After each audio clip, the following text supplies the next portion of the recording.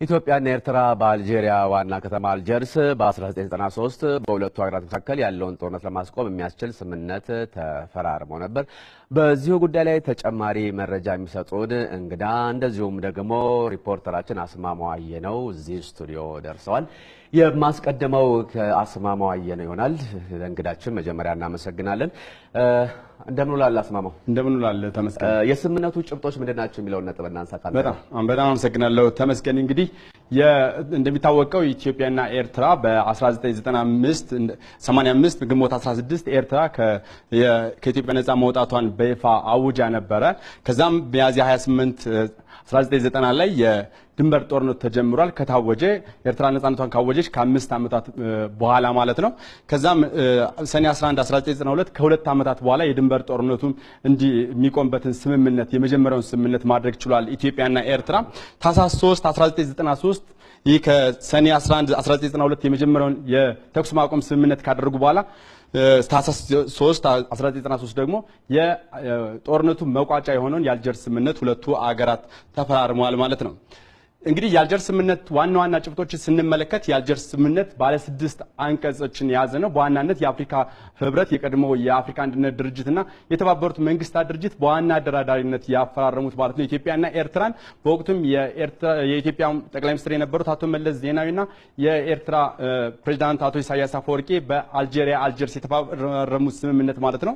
6 አንቀጾች አሉት። የመጀመሪያው አንቀጽ የመጀመሪያው ጉዳይ በሁለቱ ሀገራት መካከል የባላንጣነት መንፈስን ማቆም አለባቸው የሚለውን የስምምነቱ አንደኛው ነጥብ ያንቀጽ 1 ማለት ነው።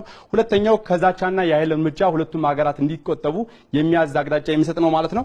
ሶስተኛው እንደሚታወቀው የተኩስ አቁም ስምምነታቸውን ሰኔ 1 1992 ነው ሁለቱ ሀገራት የተፈራረሙት። በዚህ መሰረት የባላንጣነት ጉዳይም እንዲቆም በዛ ስምምነትም ተካትቶ ስለነበረ በ1992 የተፈረሙ ስምምነቶችን ሁለቱ ሀገራት እንዲያከብሩ የሚጠይቅ ነው ማለት ነው። አንቀጽ 1 ላይ የወጣው አንቀጽ 2 ስንመለከት የአንቀጽ 2 በዋናነት በሰብአዊ መብቶች ጉዳይ ላይ የሚያተኩር ነው። በጦርነቱ ያሉ ሀገራት ሊገዙባቸው የሚገቡ የተለያዩ ዓለም አቀፍ ስምምነቶች አሉ። ከነሱ በመነጨ ውስጥ የሚይዙ ናቸው ማለት ነው። በዋናነት በጄኔቭ የተፈረመው በ1949 እንደ አውሮፓውያን አቆጣጠር ጄኔቭ ላይ ስምምነት የደረሰበት ዓለም አቀፍ የሰብአዊ መብት ስምምነት ማለት ነው። በዚህ መሰረት ሁለቱ ሀገራት በስር ላይ ያደረጓቸው የጦር ምርኮኞችንና እንዲሁም የተለያዩ ግለሰቦችን እንዲለቁ የሚጠይቅ ነው አንቀጽ 2 የአልጀርስ ስምምነት ማለት ነው። የአንቀጽ 2 ላይ ያለው አንደኛው ስምምነት ማለት ነው። ሁለተኛው ደግሞ በግዛቶቻቸው ስላሉ የሌላኛው ወገን ዜጎች ሰብአዊ እንክብካቤ እንዲደረግላቸው ሁለቱም ሀገራት እንዲፈቅዱ የሚጠይቅ ነው። ይህ እንግዲህ የቀይ መስቀል አባላትን ጨምሮ ሌሎችም ትብብር እንዲያደርጉ የሚጠይቅ ነው ማለት ነው አንቀጽ 2። አንቀጽ 3 እንመለከት። አንቀጽ 3 በጦርነቱ አጀማመር ዙሪያ ላይ በካሳ ክፍያም ላይ ስለሚደረጉ ሂደቶች የጦርነቱን አጀማመር በሚመለከት ማንኛው አገር ነው ጦርነቱ የጀመረው ለዚህ ተጠያቂው ማን ነው የሚለውን ምርመራ እንዲደረግ የሚያዝ ነው አንቀጽ 3። ይህም በገለልተኛ አካል በሁለቱ ሀገራት መካከል ከጦርነቱ መጀመሪያ ጀምሮ የነበሩ ሁኔታዎችን እንዲያጠናና ምርመራ እንዲያደርግ የሚጠይቅ ነው ማለት ነው አንቀጽ 3። አንቀጽ 4 እና 5 ተመሳሳይ ናቸው። በዋናነት አንቀጽ 4 እና 5 ደግሞ የሁለቱን ሀገራት ይህን ሰላም ስምምነቱን ከተፈራረሙ በኋላ ወደ ስራ በሚገቡበት ጊዜ ላይ የድንበርና የካሳ ኮሚሽን ገለልተኛ እንዲቋቋም የሚጠይቅ ነው አንቀጽ 4 እና 5። እነዚህ ኮሚሽኖች ከተቋቋሙ በኋላም የራሳቸው 5 አባላት እንዲኖራቸው ይጠይቃል። ከዛም የኢትዮጵያና የኤርትራ የድንበር ኮሚሽኖቹም አለመግባባት የፈጠሩ ድንበሮች ላይ ቦታዎችን በከፍተኛ ጥናት ካደረጉ በኋላና ክርክር ከተደረገባቸው በኋላ እንዲወስኑ የሚፈቅድ ነው ማለት ነው። ሌላው እንግዲህ አንቀጽ 4 እና 5 የሚጠይቀው በዋናነት ጥያቄ አንቀጽ 4 ንዑስ አንቀጽ 2 ላይ ቀደም ብሎ የተገቡ የቅኝ ግዛት ውሎችና ዓለም አቀፍ ሕጎች በዚህ የድንበር ኮሚሽን ወደ ስራ ገብቶ ክርክር በሚደረግበት ጊዜ ላይ የሚያያቸው እንዲሆኑ ያዛል። እንግዲህ በዋናነት የቅኝ ግዛት ሕጎች የሚባሉት ኢትዮጵያና በዛን ጊዜም የነበረችው ጣሊያን የተፈራረሟቸው በ1900 በ1902 እና በ1908 እንደ አውሮፓውያን አቆጣጠር የተፈራረሟቸውን ስምምነቶች ማለት ነው ግንዛቤ ውስጥ ያስገባ እንዲሆን ይጠይቃል። ሌላው በአንቀጽ 4 እንደ 15 ላይ ኮሚሽን የሚሰጠው ውሳኔ የመጨረሻና ገዢ ይሆናል ይላል። በአንቀጽ 5 ላይም ተመሳሳይ እንደሚሆን አስቀምጧል ማለት ነው። በአንቀጽ 5 17 ላይ ንዑስ አንቀጽ ላይም የኮሚሽኑ የሚወስናቸው ውሳኔዎች ገዢና ሁለቱም ሀገራት ሊስማሙባቸው የመጨረሻ እንደሚሆኑ ተስማምተውባቸዋል። አንቀጽ 6 ስምምነቱ ተግባራዊ ስለሚሆንበት ጊዜ የሚጠይቅ ነው አንቀጽ 6። ይህን ተከትሎ እንግዲህ ሁለቱ ሀገራት ለ1 ዓመት ከ4 ወር የሚሆን በዘሄግ መቀመጫውን ባደረገው የሁለቱ ሀገራት ኢትዮ ኤርትራ የድንበር ኮሚሽን በሁለቱም ሀገራት ክርክር አድርጓል ለአንድ ዓመት ከአራት ወር የሚሆን። ይህን ተከትሎ በ1994 ሚያዝያ 5 ላይ የድንበር ኮሚሽኑ የመጨረሻው ውሳኔውን ገዢ የሆነ ውሳኔውን አስተላልፏል።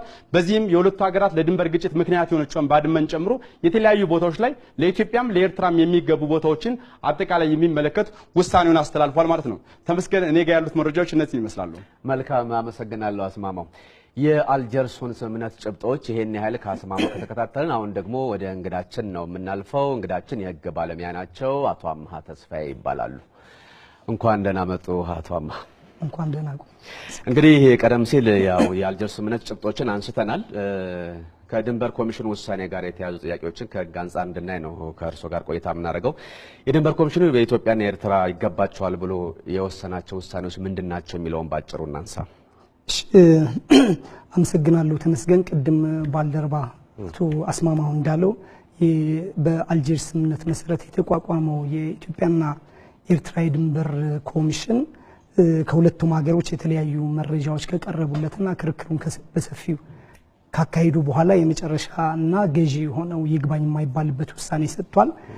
ውሳኔውን በሚሰጥበት ጊዜ የውሳኔውን ይዘት በሶስት የተለያዩ ክፍሎች ነበር የከፈለው። በተለይም እነዚህ አወዛጋቢ የነበሩት የድንበር ቦታዎችን በተመለከተ አንደኛው ምዕራባዊ ዞን በሚል በተለምዶ በኢትዮጵያ አጠራር ምዕራብ ትግራይ ተብሎ የሚጠራው ይሄ ባድመና አካባቢው የሚገኝበት ነው።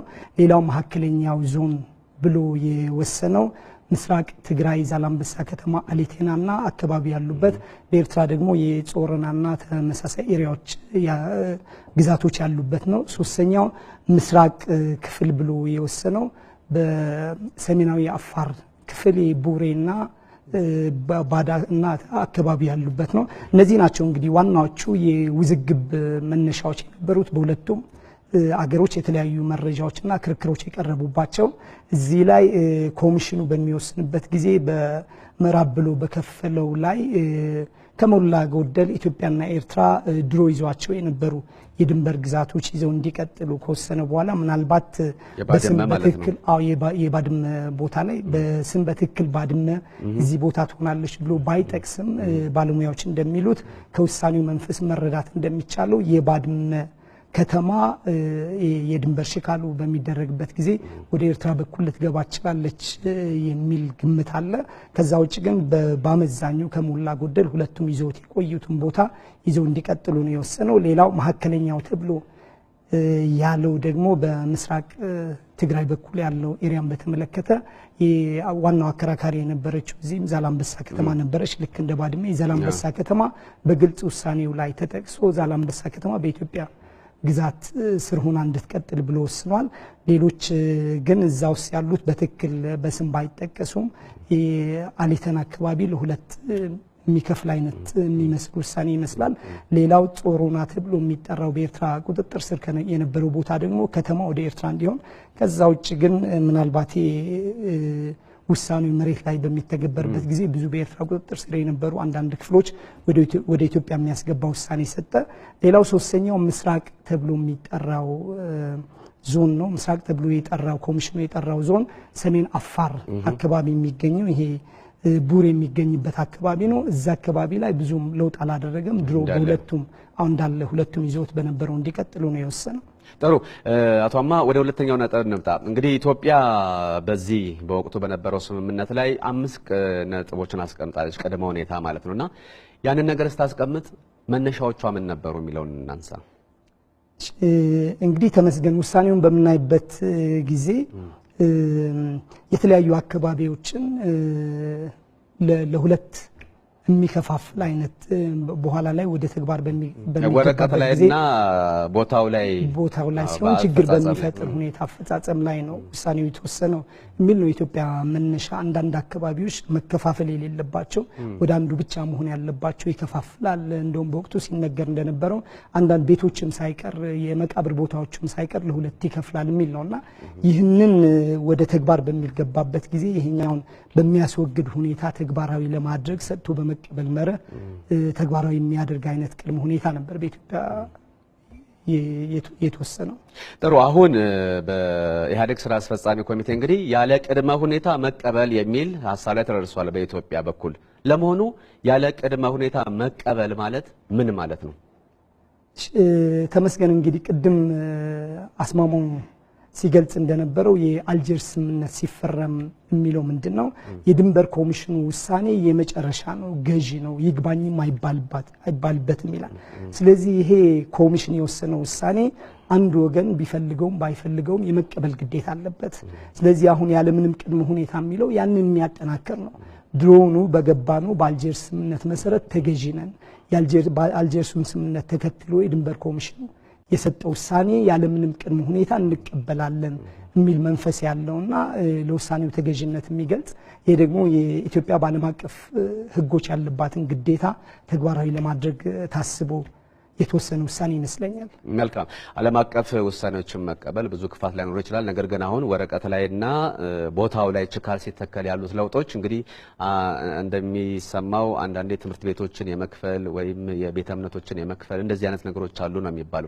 ዞሮ ዞሮ ግን ወደ መጨረሻው ነጥብ ልምጣና እነዚህ ተጨባጭ ሁኔታዎች ካሉ ከህግ አንጻርስ በቀጣይ መወሰድ ያለባቸው እርምጃዎች ምንድናቸው? እንዴት ነው ሊፈጸም የሚችለው የሚለውን ነጥብ እንዳስ እንግዲህ አሁን ቅድም እንዳልነው የድንበር ኮሚሽን ውሳኔ ወረቀት ላይ ያለ ነው። ይሄኛው ወረቀት ላይ ያለው ውሳኔ ተግባራዊ ማድረግ ያስፈልጋል። መሬት ላይ ችካሎች መተከል አለባቸው። ያንን በሚደረግበት ጊዜ የህዝቡን ዘላቂ ጥቅም በሚያስከብር ሁኔታ አብሮ የመኖር ሁኔታም በሚያስቀጥል ሁኔታ ምክንያቱም እንደሚታወቀው የኤርትራና የኢትዮጵያ ህዝብ ለዘመናት አብሮ የነበረ አብሮ የአክሱም ስልጣኔን የመሰረተ ከዛ በኋላም ለበርካታ ሺህ ዘመናት አብሮ የኖረ ወንድማማች ህዝብ ነው።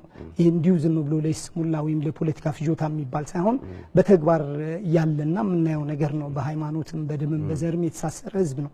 ስለዚህ የዚህ ህዝብ በተለይም ደግሞ ድንበር አካባቢ ያሉት ነዋሪዎች በዘላቂነት አብረው ሊኖሩ በሚችሉበት ሁኔታ አላስፈላጊ ቁርሾ በሚያስፈልግ ሁኔታ ሁለቱም ሀገሮች ተስማምተው የተባበሩት መንግስታትን በሚሰጠው እገዛ መሰረት ችካሉ መደረግ አለበት። ይህ ነው ለወደፊቱ ዘላቂ የሆነ መፍትሄ የሚሰጠው። ስለዚህ ከህግ አንጻር ይህንን ማድረግ ይቻላል። ምክንያቱም ውሳኔ ተወስኗል። ይህ ውሳኔ ደግሞ መሬት ላይ መዋል አለበት። ስለዚህ ችካሉ በሚደረግበት ጊዜ የኮሚሽኑ ውሳኔ በመቀበል የኮሚሽኑ ውሳኔ እንዳለ ሆኖ ነገር ግን ማስተካከያ ሊደረግባቸው መሬት ላይ ማስተካከያ የሚያስፈልጋቸውን ጥቃቅን ጉዳዮችን ማስተካከያ በማድረግ የዛ አካባቢ የሚኖሩ ሰዎች ዘላቂ የሆነ ግንኙነታቸው በሚያስጠብቅ ሁኔታ መፈጸም ይቻላል። ስለዚህ ህዝቦች ላይ መስራትም ይጠበቃል የሚለው የሁለቱም መንግስታት አካባቢ ያሉ እውነት ነው። በሁለቱም ህዝቦች መካከል ሁለቱም መንግስታት የሚጠበቅባቸው የቤት ስራ መወጣት አለባቸው ብዬ አምናለሁ። መልካም። አቶ አምሃ ተስፋዬ ለጊዜውም ለሐሳቦም በተመልካቾች ስም አመሰግናለሁ።